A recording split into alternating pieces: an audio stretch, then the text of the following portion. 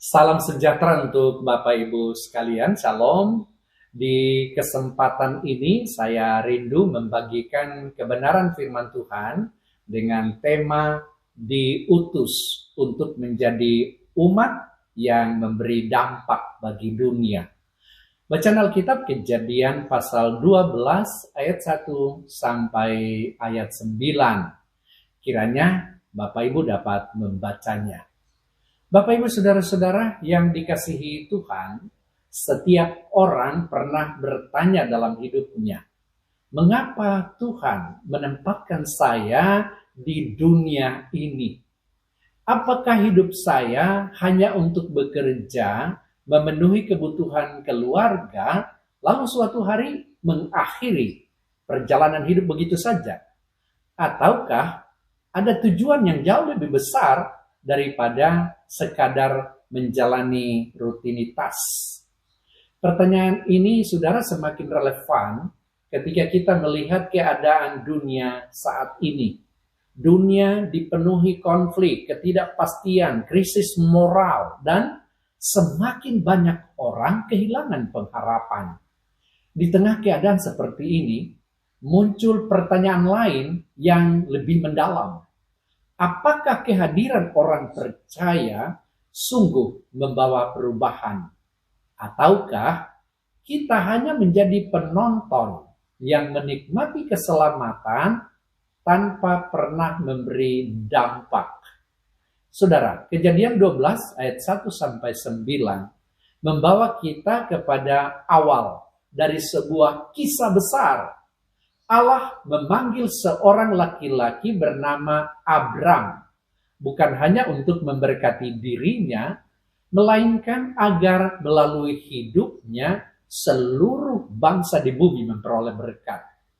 Dari bagian firman ini kita belajar bahwa setiap umat Tuhan dipanggil bukan sekadar menjadi penerima berkat, tetapi menjadi saluran berkat yang memberi dampak bagi dunia.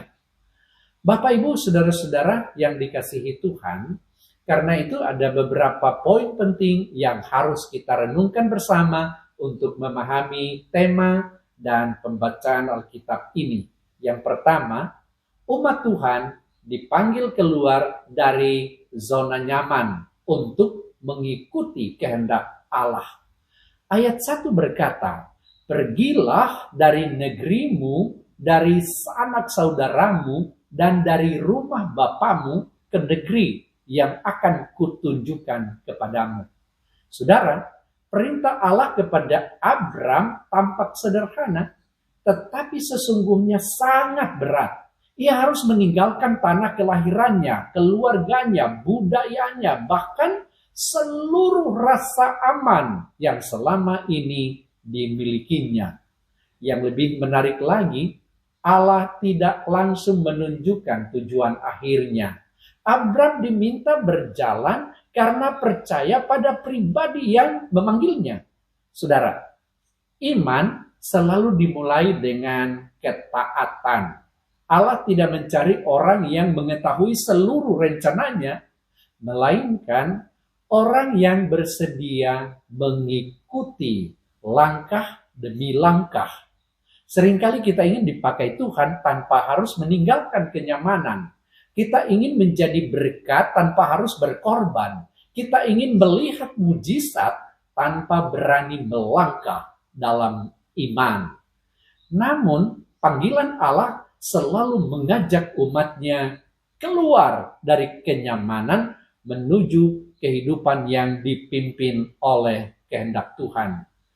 Bapak Ibu saudara-saudara yang dikasihi Tuhan, poin kedua adalah umat Tuhan diberkati untuk menjadi berkat. Pada ayat 2 sampai ayat 3, Allah mengucapkan janji yang luar biasa kepada Abram. "Aku akan membuat engkau menjadi bangsa yang besar, memberkati engkau, serta membuat namamu masyhur, dan engkau akan menjadi berkat. Aku akan memberkati orang-orang yang memberkati engkau, dan mengutuk orang-orang yang mengutuk engkau. dan olehmu semua kaum di muka bumi akan mendapat berkat. Perhatikanlah saudara bahwa tujuan berkat itu bukan berhenti pada Abram. Allah berkata, engkau akan menjadi berkat. Saudara, inilah prinsip penting dalam kerajaan Allah. Berkat Tuhan tidak pernah dimaksudkan hanya untuk dinikmati sendiri. Berkat selalu memiliki tujuan misi. Cobalah saudara bayangkan sebuah sungai yang airnya terus mengalir. Air itu tetap jernih karena terus bergerak memberi kehidupan kepada sawah, tumbuhan, dan manusia. Sebaliknya, sebuah kolam yang tidak memiliki saluran keluar lama-kelamaan akan menjadi keruh, berbau, bahkan tidak layak digunakan. Demikian pula kehidupan orang percaya, saudara. Ketika semua berkat Tuhan hanya kita simpan untuk diri sendiri, hidup kita kehilangan tujuan. Namun ketika apa yang Tuhan berikan kita bagikan dalam bentuk kasih, perhatian, waktu, kemampuan, bahkan materi, hidup kita menjadi saluran kehidupan bagi banyak orang. Ilustrasi ini menjawab pertanyaan di awal khotbah ini. Mengapa Tuhan menempatkan kita di dunia ini? Jawabannya bukan sekadar agar kita menikmati hidup atau mengejar keberhasilan pribadi. Tuhan menempatkan kita di dunia supaya kehidupan kita menjadi seperti sungai yang terus mengalir, membawa kehidupan bagi orang lain. Kehadiran orang percaya seharusnya membuat lingkungan menjadi lebih baik, keluarga menjadi lebih harmonis, tempat kerja kita menjadi lebih jujur, dan masyarakat merasakan kasih Kristus melalui tindakan nyata kita. Bapak, Ibu, saudara-saudara yang dikasihi Tuhan, poin ketiga adalah umat Tuhan memberi dampak melalui ketaatan yang konsisten. Di ayat 4 mengatakan, lalu pergilah Abram seperti yang difirmankan Tuhan kepadanya. Kalimat ini sangat sederhana, tetapi mengandung makna yang luar biasa. Abraham tidak berdebat dengan Allah, ia tidak menunda, ia tidak meminta jaminan tambahan. Satu hal saja yang dia lakukan, ia taat. Sesampainya di tanah Kanaan, tantangan belum berakhir. Ayat 6 menyebutkan bahwa orang Kanaan masih tinggal di negeri itu. Artinya, tanah yang dijanjikan ternyata belum benar-benar menjadi milik Abram. Namun, di tengah situasi itu, Tuhan kembali meneguhkan janjinya. Lalu, apakah respons Abram? Ayat 7 dan ayat 8 mencatat bahwa Abram membangun mezbah dan memanggil nama Tuhan. Saudara, ini menunjukkan bahwa dampak kehidupan Abram bukan pertama-tama berasal dari kekuatan sendiri, tetapi dari hubungan yang intim dengan Allah. Orang yang memberi dampak bagi dunia bukanlah orang yang paling terkenal, paling kaya, atau paling berpengaruh menurut ukuran manusia. Orang yang memberi dampak adalah orang yang hidup dekat dengan Tuhan dan taat kepada firman-Nya setiap hari. Saudara, dunia membutuhkan lebih banyak orang percaya yang jujur ketika semua orang tergoda untuk curang.